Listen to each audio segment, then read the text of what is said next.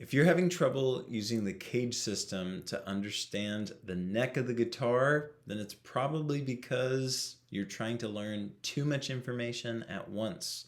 So the CAGED system typically has you learning new chords and new scales across all 6 strings from the very beginning. And that's a whole lot of information, all 6 strings. I mean, if I just said like 6 numbers really quickly, do you think you'd have it memorized? No, the brain, we need to give ourselves smaller pieces of new information. But let's kind of dig into a little more about the CAGED system specifically. Let's say that you're studying the key of G, and you know you got your G chord down here. It's a pretty simple one, right? It's one of the first chords we all learn. And then utilizing the CAGED system, you understand that you also have a G chord right here. And it looks a whole lot like the C chord that we play down here. So from the CAGED system, we would call this a C shape. But since it's in a different part of the neck, we are in the key of G. And usually you would learn that by understanding that this right here would be the root of the chord, and this note on the A string, the 10th fret of the A string, is a G note. So if you can figure out what that note is, and you know what that note is, and you know that it's the root of the shape, then you know that you're in the key of G. Some people, when you're learning the CAGED system, you haven't even learned that much about like where the root is, which is definitely like if you're not even exactly sure where your roots are, we totally need to slow down. And it's not that you can't use the CAGED method. It's just that, well, I'll get into it. Like taking smaller pieces of information at a time is really important when we're trying to learn. Okay, so we're back studying the key of G. And a lot of times you'll want to play it like a bar chord, like this, across all 6 strings. Or if you're learning it as a scale, then you'll play the scale across all 6 strings.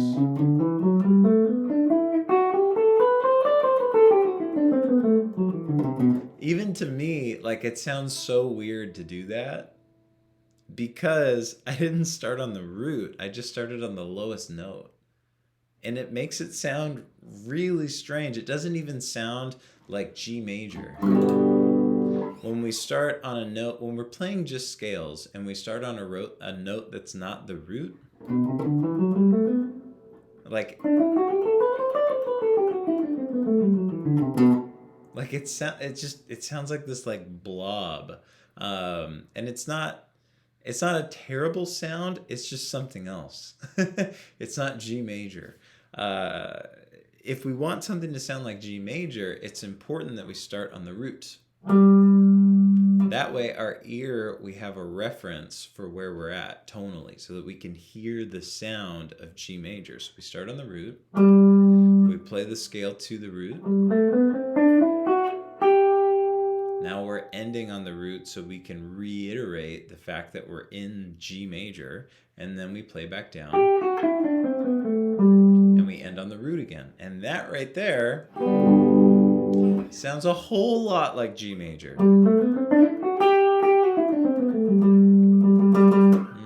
Instead of what I did before, which was starting on a different note that's not the root, and that sounded like this.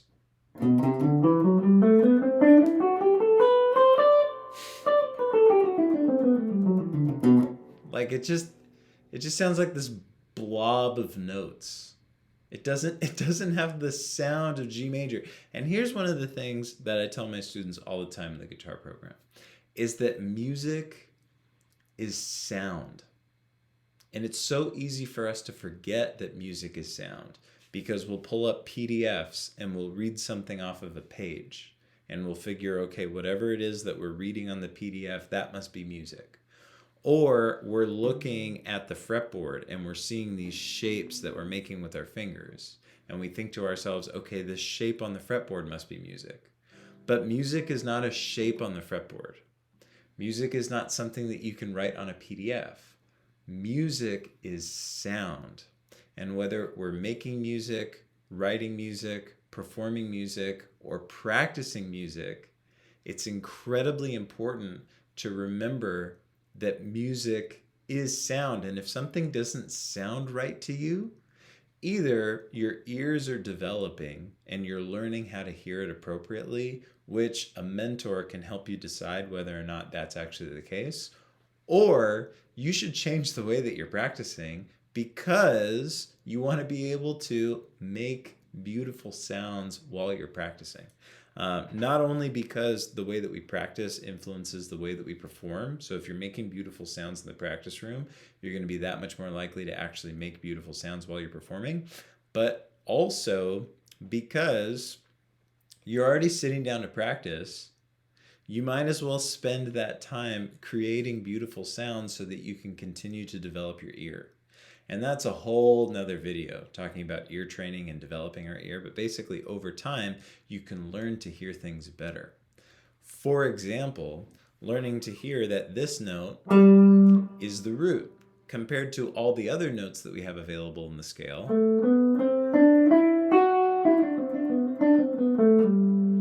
The root is the one that feels like a resolution, and that's why the root is so important. That's why we call it a G major scale, because all the notes want to resolve to that note G. That G note sounds like a resolution after going through the scale. Now, we don't have to resolve on the G note. Melodies can go wherever they want, but there's this almost like a current. There's a pushing towards wanting to resolve to the root, and that's where harmony comes from. Man, I'm getting all over the place with different topics. We started with cage system and then ear training, and now we're talking about the essence of harmony, which again is another video all on its own. But back to the cage system. If you're learning things across all 6 strings,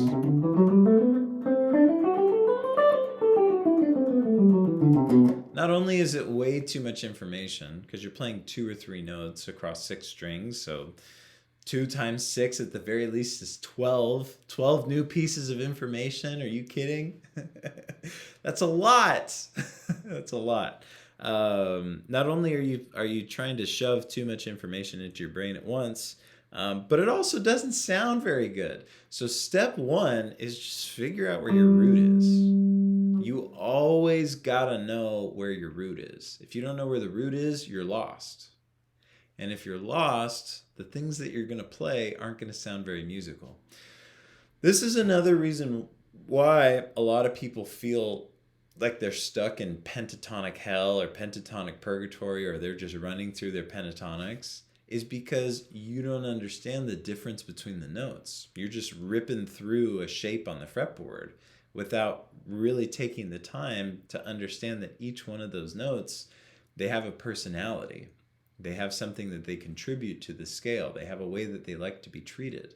And if you want to get to the point where you're making beautiful music, you have to take that into account, that each note is important. And the very first note that we have to build a relationship with is the root. Okay, now back to cage system. As you can already see, just by simplifying down to focusing on the root, we're already going from 6 strings playing all across everything, which is no bueno, to just 4 strings, which is playing from the root to the root.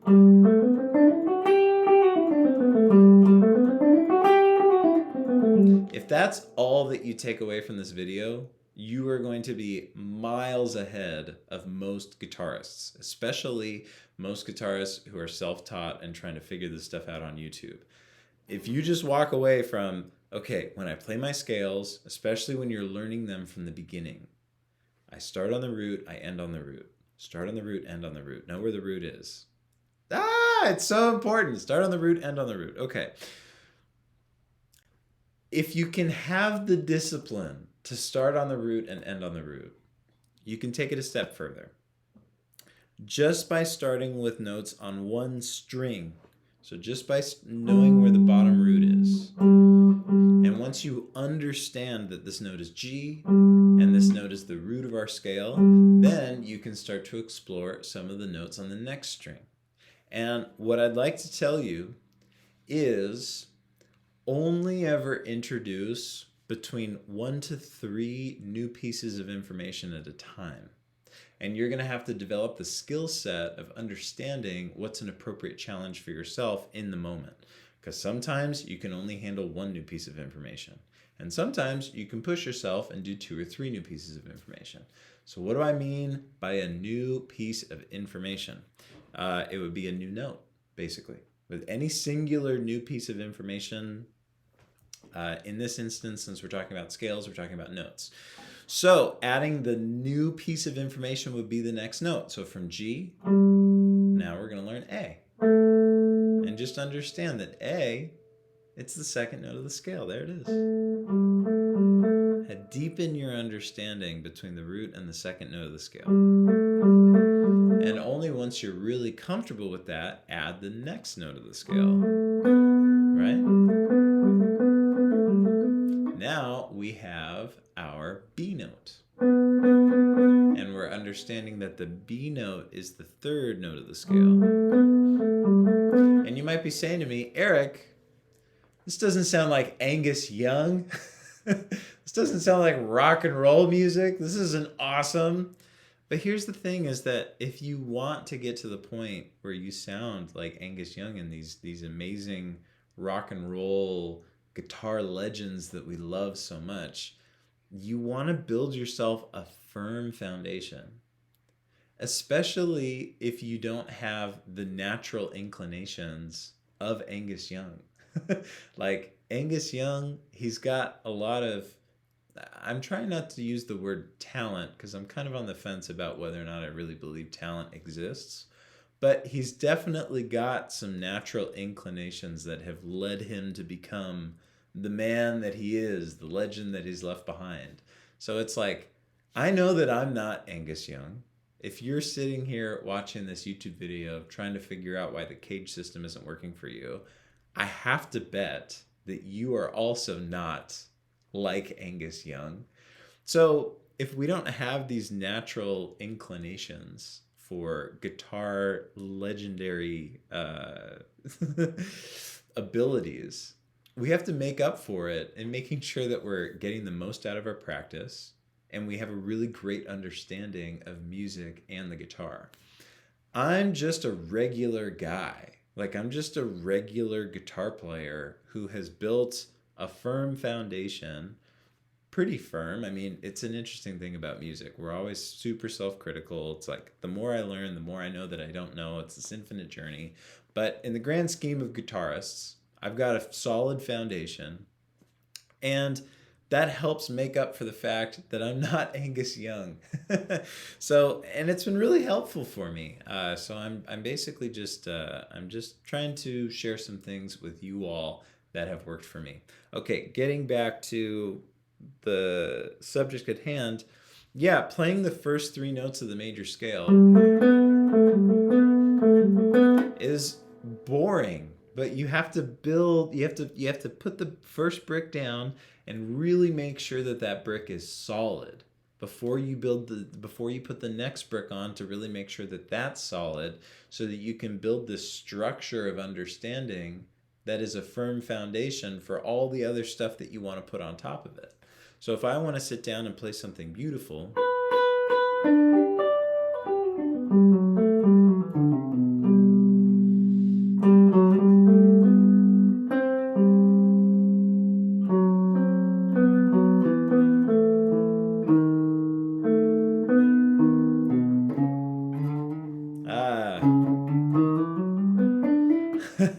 I got a little lost. Let me try one more time.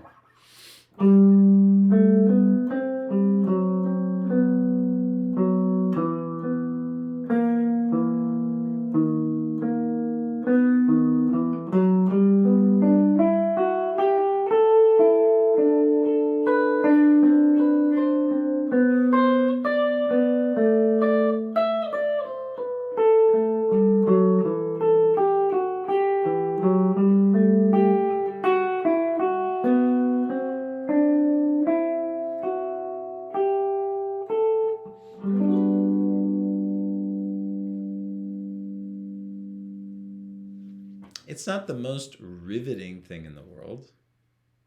Maybe you don't want to put that on your radio and listen to it every single day. But that, I felt like it was beautiful.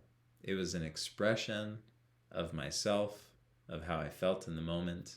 And in real time, you saw me make a mistake and give up the first time. So I'm definitely not perfect. It took me 2 tries. And it's not the most beautiful thing I've ever played or the most beautiful thing that anyone has ever played. But I liked that. I made some music and it was beautiful. And the reason that I'm able to do something like that is because I've built this solid foundation where I understand which note is the root. I understand which note is the 2nd scale degree. I understand which note is the 3rd scale degree, so on and so forth. I've built it very slowly, one new piece of information at a time, so that I can actually make music with it. Because if you don't have this really deep understanding of what you're playing, then you're just going to play random notes. And if you play random notes, then your music is going to sound random. And I would argue that music that sounds random doesn't really sound very good. And that's why you might be feeling like you're stuck in this intermediate plateau. You feel like you're playing the same things over and over again. You feel like you're playing a bunch of random stuff that doesn't sound very good. Is because you don't have the discipline, or you don't have the plan, or you've never had a mentor actually tell you these things for the first time, to slow down and learn how to learn. That 6 pieces of information is too much. 12 pieces of information is too much. Just between 1 and 3 new pieces of information at a time, and build it super solid from there. So again, going back, we've got our first 3 notes. Next, you can add the 4th note. That 4th note is C. It's the 4th scale degree in the G major scale. Now the 5th note. Now we've got some color. It's a little bit more interesting than the first 3 notes, right? So the more that you practice, the more color that you get to express yourself with. And then the 6th.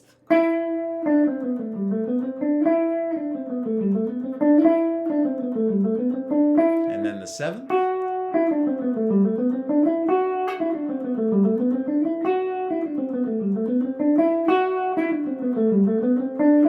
And then finally the root.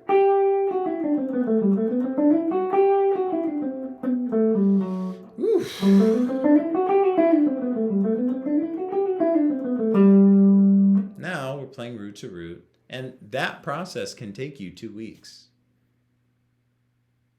Like, you need to have the discipline to not move on until you have the information really solid. And that is the difference between guitar players who make music and express themselves and guitar players who remain stuck in the intermediate plateau. Is that if you don't develop these skills of how to practice, you're not going to make any progress. And the reason that I'm telling you this today is because when I was 16 and I was in the throes of all of this stuff myself, I really wish someone sat down and told it as plainly to me at that time. So, after you get root to root, then you can start to add 1 note at a time above and below the root.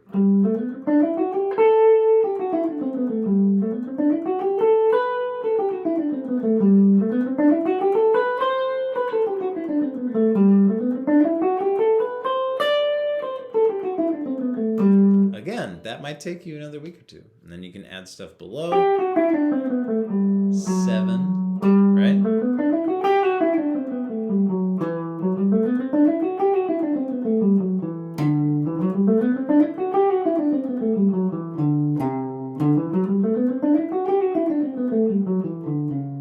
Oops.